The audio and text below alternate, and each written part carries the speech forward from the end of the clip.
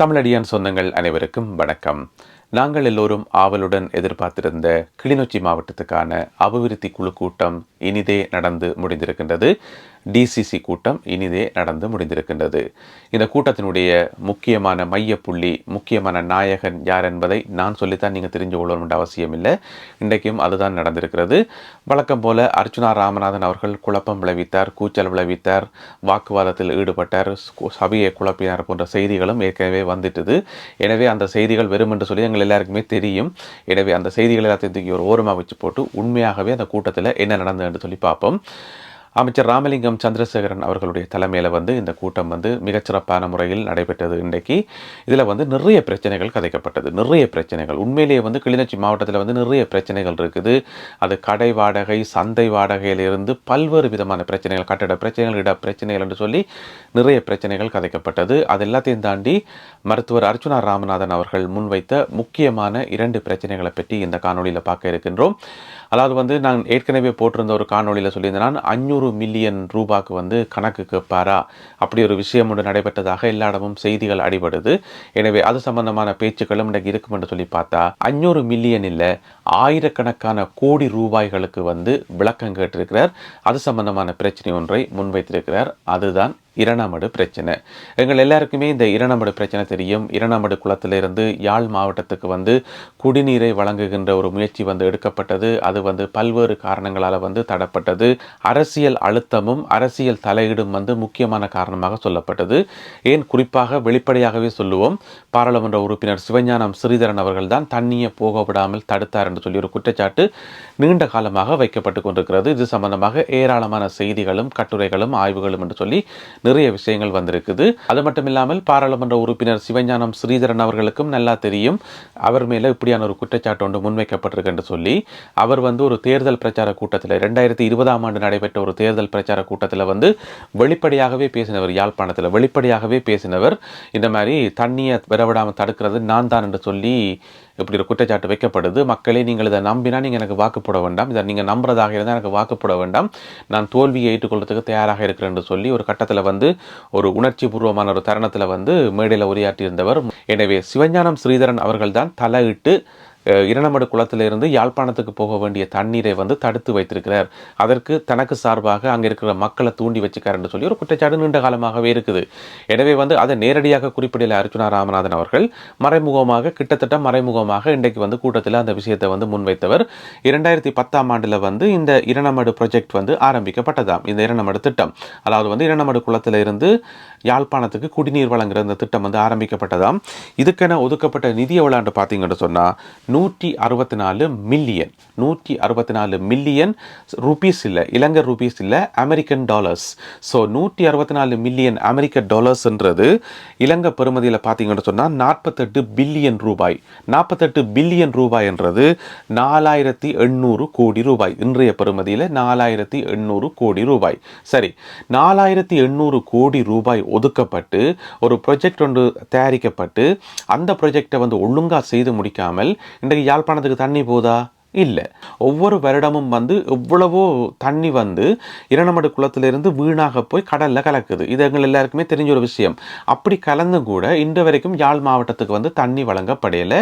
அதுக்கு முக்கியமான காரணம் கிளிநொச்சி மாவட்டத்தில் இருக்கிற விவசாயிகள் பாதிக்கக்கூடாது, விவசாய நடவடிக்கைகள் பாதிக்கக்கூடாது. எனவே அதை காரணமாக காட்டித்தான் யாழ்ப்பாணத்துக்கு தண்ணி வழங்கப்படையலைன்னு சொல்லி கடந்த காலங்களில் சொல்லப்பட்டு வந்தது. இருந்த போதிலும் கூட ஒவ்வொரு வருடமுமே பெருந்தொகையான தண்ணீர் வீணாக போய் கடலில் கலக்கிறது மறுக்க முடியாத உண்மை. அப்போ எங்களுக்கு என்ன விளங்குது என்று சொன்னால், தண்ணி பற்றாக்குறை என்றது இல்லை, தண்ணி பற்றாக்குறை என்றது இல்லை. ஆனால் அதை சரியான முறையில் மேனேஜ் பண்ணி சரியான முறையில் எல்லா இடமும் பகிர்ந்தளிக்கப்படையலைன்றதான் இங்கே இருக்கக்கூடிய பிரச்சனை. அப்போ அதுக்கு நிதி ஒதுக்கப்படையிலான்னு கேட்டால் நிதியும் ஒதுக்கப்பட்டிருக்கு. இந்த 4800 கோடி ரூபாய் ஒதுக்கப்பட்டிருக்கிறது, அதுக்கு திட்டம் போடப்பட்டிருக்கிறது, எல்லாம் போடப்பட்டிருக்கிறது. ஆனால் கடந்த காலங்களில் இலங்கையில் ஏதாவது ஒரு விஷயம் உருப்படியாக நடந்திருக்கா? ஏதாவது ஒரு திட்டம் உருப்படியாக நிறைவேற்றப்பட்டிருக்கிறதா? இல்லைத்தானே. அப்போ ஏன் அது நடக்கலைன்றது கடந்த காலங்களில் இருந்த ஆட்சி முறைகள், அதிகாரிகள் என்று சொல்லி நிறைய காரணங்கள் இருக்குது.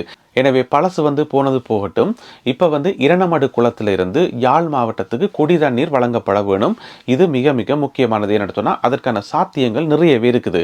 அப்போ இந்த விஷயத்தை மிக ஆணித்தரமாக இன்றைக்கு கூட்டத்தில் எடுத்து வச்சவர் பாராளுமன்ற உறுப்பினர் மருத்துவர் அர்ச்சுனா ராமநாதன் அவர்கள். இது சம்பந்தமாக சகல எவிடன்ஸும் தங்கள்கிட்ட இருக்குது. எல்லா விதமான டாக்குமெண்ட்ஸ், எல்லா விதமான ஆவணங்களும் இருக்குது. இது சம்பந்தமாக இன்னும் ஒரு கூட்டம் ஒன்றை கூட்டி இதுக்கு நாங்கள் ஒரு முடிவெடுத்தே ஆகணும், யாழ் மாவட்டத்துக்கு தண்ணி கொடுத்தே ஆகணும்ன்றதை வலியுறுத்தி கூறினார் மருத்துவர் அர்ச்சுனா ராமநாதன் அவர்கள். அதற்கு பதில் வழங்கிய பாராளுமன்ற உறுப்பினர் சிவஞானம் ஸ்ரீதரன் அவர்கள் அந்த மறைமுகமாக சொல்லப்பட்ட அந்த குற்றச்சாட்டுகளுக்கு அவர் பதிலே சொன்னார். நான் அப்படி இல்லை, நான் யாழ்ப்பாணம் தான், நான் தீவகம். முன்னொரு காலத்தில் இந்த படித்த வாலிபர் குடியேற்ற திட்டமோ இன்னொரு திட்டம் இருந்ததாம். அந்த திட்டத்துக்களால் கொண்டு குடியேற்றப்பட்டதாம். மற்றும்படி யாழ்ப்பாணம் கிளிநொச்சி என்ற வேறுபாடு இங்கே எதுவுமே இல்லை என்றதை ஆணித்தரமாகவும் உறுதியாகவும் மறுத்து சொன்னவர் பாராளுமன்ற உறுப்பினர் ஸ்ரீதரன் அவர்கள். அது மட்டுமில்லாமல் இங்கே இருக்கக்கூடிய எந்த ஒரு அரசு அதிகாரிகளும் யாழ் மாவட்டத்துக்கு தண்ணி தரமாட்டோம் என்று சொல்லவே இல்லை. அது ஒரு தவறான கருத்து. அது மட்டுமில்லாமல் எனக்கு யாழ் மாவட்டத்திலிருந்து நிறைய மக்கள் வாக்களிச்சிருக்கணும் என்று சொல்லி நிறைய காரணங்கள் எடுத்து சொன்னவர். நான் நினைக்கிறேன் அந்த யாழ் மாவட்டத்துக்கு தண்ணி போக விடாமல் ஸ்ரீதரன் அவர்கள்லாம் தடுக்கிறார் என்ற ஒரு கதை நீண்ட காலமாகவே இருக்குது. அது அவரை புண்படுத்தி இருக்கும் போல. எனவே அதுக்கு சரியான பதிலை சொல்லணும்ன்றக்காக அந்த கருத்தை கொஞ்சம் ஆணித்தரமாக எடுத்து வச்சவர். இப்போ எங்களுக்கு தேவையான பிரச்சனை என்னென்னு சொன்னால், பாராளுமன்ற உறுப்பினர் சிவஞானம் ஸ்ரீதரன் தடுக்கிறாரோ இல்லையோ, அர்ச்சுனா ராமநாதன் அவர்கள் கேட்கிறாரோ இல்லையோ, அர்ச்சுனா ராமநாதனா ஸ்ரீதரனான்னு சொல்லி இந்த பிரச்சனையோ இதெல்லாம் எங்களுக்கு தேவையே இல்லை. அது எங்களுக்கு முக்கியமும் இல்லை. எங்களுக்கு தேவை இரணமடு குளத்தில் இருந்து தண்ணி வீணாக போகக்கூடாது. முதலாவது தானே, கடலில் போய் தேவையில்லாமல் வீணாக போகக்கூடாது. ரெண்டாவது எங்களுடைய மக்களுக்கு குடிக்கிறதுக்கு தண்ணி வேணும். எல்லாமே எங்களோட மக்கள் தானே, எல்லாமே எங்களுடைய தாயக மக்கள் தானே. இதில் என்ன யாழ்ப்பாணம், கிளிநொச்சி, மட்டக்களப்பு, திருவோணமலை, வன்னி, இதில் எந்த வேறுபாடும் இல்லை. எல்லா மக்களும் ஒரே மக்கள் தான். எல்லா மக்களும் எங்கட மக்கள் தான். எல்லா மக்களும் தமிழ் மக்கள் தான். எல்லா மக்களும் தாயக மக்கள் தான். எனவே பார்த்தீங்கன்னு சொன்னால் யாழ் மாவட்ட மக்களுக்கு தான் குடிக்க தண்ணி இல்லை. அதுதான் யாழ்ப்பாணம் இரணமடு குளத்திலேருந்து யாழ்ப்பாணம் கொஞ்சம் தூரம் என்று பார்த்தா கிளிநொச்சிக்குள்ளேயே தண்ணி இல்லைன்னு சொல்லும்போது, அப்போ இவ்வளோ நாளும் பாராளுமன்ற உறுப்பினர்களாகிய நீங்கள் என்ன பார்த்த நீங்கள்? இவ்வளோ நாளும் அரசு அதிகாரிகள் என்ன பார்த்த நீங்கள்? இவ்வளோ நாளும் அரசாங்கம் என்னதான் பார்த்தது என்ற ஒரு கேள்வி வருது இல்லையா? இதனால தான் இந்த கடந்த காலங்களில் இருந்த அரசாங்கங்கள் மேல மக்களுக்கு நம்பிக்கை இருக்கல. இப்ப புதிய அரசாங்கம் வந்திருக்கிறது. எனவே இந்த புதிய அரசாங்கத்தினுடைய ஆட்சியிலாவது இந்த இரணமடு குளம் சரியான முறையில் அந்த திட்டம் மேற்கொள்ளப்பட்டு கிளிநொச்சி மாவட்டத்தில் வாழ்ற மக்களுக்கும் யாழ் மாவட்டத்தில் வாழ்ற சகல மக்களுக்கும் எல்லா மக்களுக்கும் குடி தண்ணீர் கிடைக்கணும். இதுக்கு மிக முக்கியமான நடவடிக்கை எடுக்க வேண்டியது அமைச்சர் ராமலிங்கம் சந்திரசேகரன் அவர்கள். எல்லா விஷயங்களையும் கவனிச்சு எல்லாத்திலையும் கூடுதல் அக்கறை செலுத்தி எல்லா பிரச்சனைகளுக்கும் தீர்வு காண வேண்டியது எங்களுடைய அமைச்சர் அவர்களுடைய பொறுப்பு. இதுக்காக நீங்கள் ஜனாதிபதி அவர்களோட போய் நேராக பேசினாலும் சரி, அல்லது பிரதமரோட பேசினாலும் சரி, எங்க பேச முடியுமோ எங்கெல்லாம் பேசி மக்களுக்குரிய சகல பிரச்சனைகளையும் தீர்த்து வைக்க வேண்டியது அமைச்சர் ராமலிங்கம் சந்திரசேகரன் அவர்களுடைய பொறுப்பு. அடுத்ததாக இன்னும் ஒரு முக்கியமான பிரச்சனை ஒன்றை மருத்துவரும் பாராளுமன்ற உறுப்பினருமாகிய அர்ச்சுனா ராமநாதன் அவர்கள் முன்வைச்சவர் கேட்கவே அதிர்ச்சியாக இருந்தது. உண்மையாகவே அதிர்ச்சியாக இருந்தது என்னென்னு சொன்னால், வடமாகாணத்துக்குரிய மாகாண பணிப்பாளர் இருக்கான மாகாண சுகாதார பணிப்பாளர் சமன் பத்ரன, டாக்டர் சமன் பத்ரன அவரும் வந்திருந்தவர். அவரை பார்த்து கேட்டவர், வட மாகாணத்துக்கு சுகாதார சேவைக்குரிய மாஸ்டர் பிளான் உங்கள்கிட்ட இருக்கான்னு சொல்லி. மாஸ்டர் பிளான், அது என்ன மாஸ்டர் பிளான் என்று சொன்னால், இப்போ ஒவ்வொரு துறைக்குமே அந்த மாஸ்டர் பிளான் இருக்கும். ஒரு வருஷத்தில் இல்லை அடுத்து வரப்போகிற வருஷங்களில் என்னென்ன திட்டங்கள் செய்கிறது, எப்படி செய்கிறது, என்ன பிளான் வச்சுக்கிறீங்க, ஏது வச்சுக்கிறீங்கன்னு சொல்லி அந்த ஒரு திட்டம் இருக்கணும். திட்டம் இல்லாமல் செயல்பட முடியுமா? முடியாது. அதுக்கு டாக்டர் சமன் பத்ரனை பதில் சொன்னவர், அப்படி ஒரு மாஸ்டர் பிளானே இல்லை என்று சொல்லி. எப்படி இருக்கு? வட மாகாணத்துக்கு சுகாதார சேவைக்கு சொல்லி ஒரு மாஸ்டர் பிளானே இல்லை. சரி, டாக்டர் அர்ச்சுனா ராமநாதன் அவர்கள் ரெண்டாவது கேள்வி கேட்டார். சரி விடுங்கோ, மாகாணத்துக்கு தான் உங்கள்கிட்ட மாஸ்டர் பிளான் இல்லை, அட்லீஸ்ட் மாவட்டங்களுக்காவது மாஸ்டர் பிளான் இருக்கான்னு சொல்லி. அதுக்கும் டாக்டர் சமன் பத்ரனை சொன்னவர், அப்படி ஒரு பிளான் இல்லை என்று சொல்லி. இது அப்படி இருக்கு. மாகாணத்துக்கும் மாஸ்டர் பிளான் இல்லை, மாவட்டங்களுக்கும் மாஸ்டர் பிளான் இல்லை. இப்படி மாஸ்டர் பிளானே இல்லாமல் தான் வட மாகாணத்தில் சுகாதாரத்துறை இயங்கி கொண்டிருக்குது. இவ்வளோ காலமும் யாருக்காவது தெரியுமா வட மாகாண சுகாதார சேவைக்கு மாஸ்டர் பிளானே இல்லை என்று சொல்லி? யாருக்காவது தெரியுமா? யாராவது வெளிக்கொணர்ந்தவையா? இல்லை. அப்போ டாக்டர் அர்ச்சுனா ராமநாதன் என்ற ஆள் வர போய்த்தான், அவர் கேள்விகள் கேட்க போய்த்தான் இந்த மாதிரியான விஷயங்கள் எல்லாம் வெளியில் வருது. இப்போ தான் பொதுமக்களாகி எங்களுக்கே தெரியுது, ஓஹோ இப்படியெல்லாம் இருக்கு போல நடக்குன்னு சொல்லி. ஆனால் ஊடகங்கள் என்ன செய்தி வருது? டாக்டர் அர்ச்சுனா ராமநாதன் அவர்கள் குழப்பி போட்டார், சபையை குழப்பி போட்டார், அமளி துமளியை ஏற்படுத்திட்டார், வாய் தர்க்கத்தில் ஈடுபட்டுட்டார், இதுகெல்லாம் ஹைலைட் பண்ணப்படுது. இதைத்தான் வெளியில் பெரிய பூதாகரமாக சொல்லப்படுது. அப்படி என்று சொன்னால் இன்றைக்கும் கூட இந்த விஷயங்கள் எல்லாம் மறைக்கப்படுது. இன்றைக்கும் மறைக்கப்படுது. எனவே இந்த டிசிசி மீட்டிங்குக்கு டாக்டர் அர்ச்சுனா ராமநாதன் அவர்கள் போயிருக்காட்டி என்ன செய்தி வந்திருக்கும்? இன்று கிளிநொச்சியில் மாவட்ட அபிவிருத்தி குழு கூட்டம் நடைபெற்றது. ராமலிங்கம் சந்திரசேகரன் அமைச்சர் அவர்களுடைய தலைமையில் நடைபெற்றது. இன்னென்ன பாராளுமன்ற உறுப்பினர்கள் கலந்து கொண்டார்கள். கொடியேற்றப்பட்டது, வணக்கம் செலுத்தப்பட்டது, சுனாமியால் பாதிக்கப்பட்டவர்களுக்கு 1 நிமிட அஞ்சலி செலுத்தப்பட்டது. மாலை 4 மணி போல கூட்டம் இனிதே நிறைவடைந்தது. இதுதான் செய்தி. இவ்வளவுதான் செய்தி. இவ்வளத்தையும் கேட்டுட்டு மக்களாகிய நாங்கள் அடுத்த வேலையை பார்க்க போயிடுவோம். ஆனா இங்க பாத்தீங்கன்னு சொன்னா பெரிய ஒரு உண்மை மறைக்கப்படுது. தானே? அப்ப எங்களுக்கு டாக்டர் அர்ச்சுனா ராமநாதன் என்ற ஆள் இருக்க போய்த்தான் இவ்வளவு விஷயங்களும் வெளியில வருது.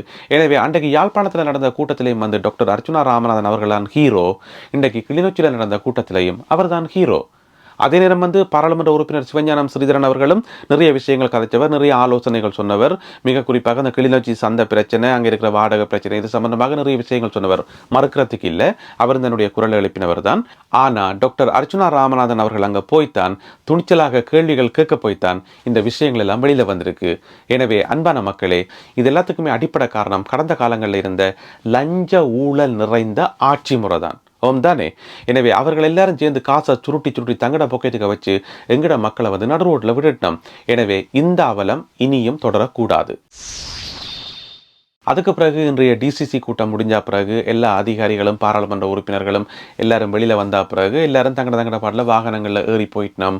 ஒரு ஆளை மட்டும் மக்கள் விடவே இல்லை. உடனே போய் மொச்சிட்டோம். அவரை மட்டும் எல்லாரும் சுற்றி வளைச்சி அவர் சொல்லி கொண்டு எனக்கு மீட்டிங் இருக்குது, யாழ்ப்பாணத்துக்கு போகணும், மீட்டிங் இருக்குன்னு சொல்லி அப்படி இருந்தும் கூட மக்கள் அவரை சுற்றி வளைச்சு மொச்சு தங்களுடைய வேண்டுகோள்கள் தங்களுடைய குறைபாடுகளை சொல்லி கூட இருந்து ஃபோட்டோக்கள் எடுத்து செல்ஃபி எடுத்தது என்று சொல்லி அவரை கொஞ்ச நேரம் வச்சு மினக்கடுத்தி போட்டு தான் விட்டுச்சு நம்ம மக்கள். அது காரணம் அவர் மக்களுடைய மரங்கள் இடம் பிடிச்சிட்டார். அவர் யாருன்றதை நான் சொல்ல வேண்டிய அவசியமே இல்லை. அவர்தான் டாக்டர் அர்ச்சுனா ராமநாதன் அவர்கள். எனவே மக்களுக்கு சேவை செய்கிறதுன்றது இப்படித்தான் இருக்கணும். மக்களுடைய நாயகனாக இருக்கிறதுன்றது இப்படித்தான் இருக்கணும். மக்களுக்காக குரல் கொடுத்தால் மக்கள் உங்களை கைவிட மாட்டார்கள். எவ்வளவு பிரச்சனை வந்தாலும், என்ன துன்பம் வந்தாலும், எவ்வளவு அவதூறுகள் வந்தாலும், நீங்கள் மக்களுக்காக சேவை செய்தீங்கன்னு சொன்னா மக்கள் ஒருபோதுமே உங்களை கைவிட மாட்டார்கள் என்பதற்கு மருத்துவர் அர்ச்சுனா ராமநாதன் அவர்களுக்கு இன்றைக்கு நடந்த அந்த வரவேற்பும் அந்த உபசரிப்பும் மிகப்பெரிய ஒரு எடுத்துக்காட்டு. மீண்டும் மற்றும் ஒரு காணொளியில் உங்களை சந்திக்கின்றேன். அதுவரை நன்றி, வணக்கம்.